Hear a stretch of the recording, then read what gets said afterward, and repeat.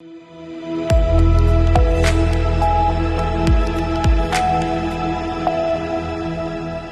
सी news Bharat में आप सभी का एक बार फिर से स्वागत है।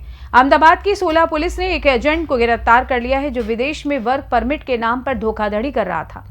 सोला पुलिस ने एजेंट को गिरफ्तार किया है जो लोगों को कनाडा भेजने के नाम पर धोखाधड़ी करता था।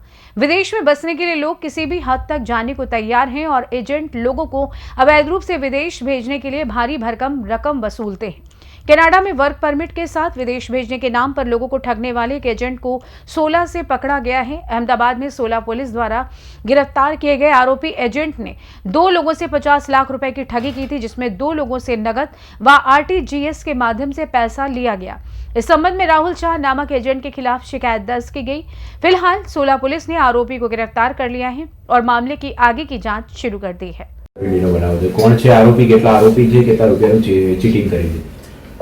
સોલા હાઈકોર્ટ પોલીસ સ્ટેશન વિસ્તારમાં રાહુલ શાહ નામના આરોપીએ blue sky visa and immigration નામની ઓફિસ ગોતા વંદે માતરમ ખાતે ખોલી અને ફરિયાદી છે મનોજભાઈ વીરચંદભાઈ પટેલ તથા સાહેદ છે ક્ષિતિજ પ્રજાપતિ, 2 અરજદારો પાસેથી ફરિયાદી તથા સાહેદ પાસેથી 1.5 વર્ષ પહેલા કેનેડામાં વર્ક વિઝા અપાવવાના બહાને બંનેને 25-25 લાખની માંગણી કરેલી અને બંને પાસેથી રોકડા તથા RTGS થી પૈસા પોતે લઈ લીધા અને તેમના પાસપોર્ટ પણ જમા લઈ લીધા હતા અને ત્યારબાદ એવું કીધું હતું કે તમારા વિઝા થઈ જશે, જો વિઝા ના થાય અને તમારા પાસપોર્ટ એમને પાછા આવી જશે તો હું તમને તમારા બંનેના લીધેલા પૈસા પાછી આપી દઈશ એમ કહી પૈસા લઈ ગયેલ અને ઠગાઈ આચરેલી। એમના પાસપોર્ટ પણ એમના પરત આવી ગયેલા છે અને એમના વિઝા પણ મળેલ નથી, જે અંગેની તેઓએ ફરિયાદ કરતા રાહુલ શાહની કાયદેસર ધરપકડ કરેલી છે અને હાલ એની ગુનાની તપાસ ચાલુ છે। સાહેબ, રાહુલ શાહે અન્ય કોઈ વ્યક્તિ પાસેથી આ રીતે રૂપિયા પડાવ્યા હોય, તેની ઓફિસમાં કોઈ સર્ચ દરમિયાન કઈ દસ્તાવેજો મળી આવ્યા હોય કે હાલ એ અંગેની તપાસ ચાલુ છે। અન્ય કોઈ સાહેદો મળી આવશે તો તે અંગે પણ વિગતવાર આગળ તપાસ કરવામાં આવશે। કોન્ટેક્ટ કેવી રીતે થયો? આખું બેકગ્રાઉન્ડ શું છે, ક્યારે એની ઓફિસ શરૂ કરી હતી અને આ લોકો કેવીના સંપર્કમાં આવ્યા હતા?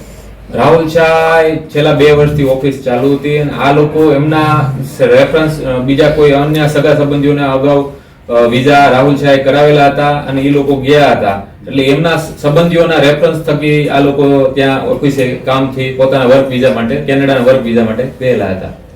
રાહુલ કેટલા સમયથી આ બિઝનેસ સાથે સંકળાયેલો છે?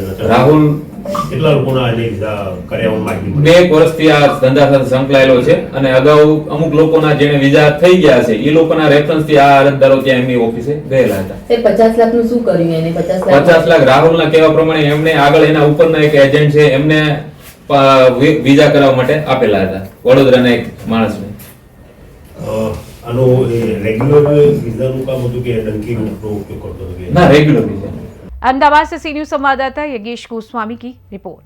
फिलहाल के लिए इस खास रिपोर्ट में बस इतना ही। देश दुनिया की तमाम बड़ी खबरों को जानने के लिए जुड़े रहिए सी न्यूज भारत के साथ। हर खबर आपके साथ, आपके हाथ।